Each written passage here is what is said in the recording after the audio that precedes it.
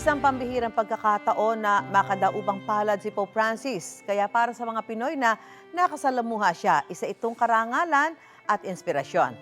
Ang singer na si Dulce Punzalan hindi lang isa kundi 3 beses nakasama ang Santo Papa.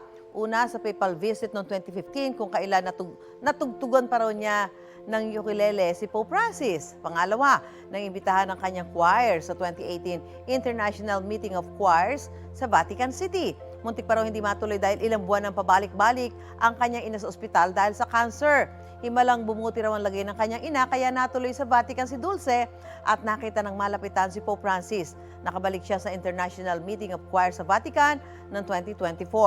Ang batang si Teo Ventura, nabasbasan mismo ng Santo Papa nang bumisita ang kanyang pamilya sa Vatican noong 2024. Kwento ng kanyang ama, dinala si Teo ng papal security kay Pope Francis na kilalang magiliw sa mga bata.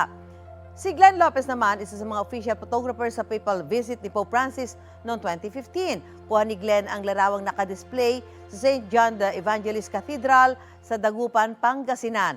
Marami mang tao noong papal visit, ramdam daw ni Glenn ang personal na koneksyon kay Pope Francis. He made the cross, sign of the cross sa akin, parang blessing me. Naging inspiration ko siya na serving the church with all dedication and devotion. Pero mas nangibabaw sa akin yung pagsilbi sa simbahan with all humility. It was a very deep encounter because not only on a personal level, but also more on a spiritual level. Gusto mo bang mauna sa mga balita? Mag-subscribe na sa GMA Integrated News sa YouTube at tumutok sa unang balita.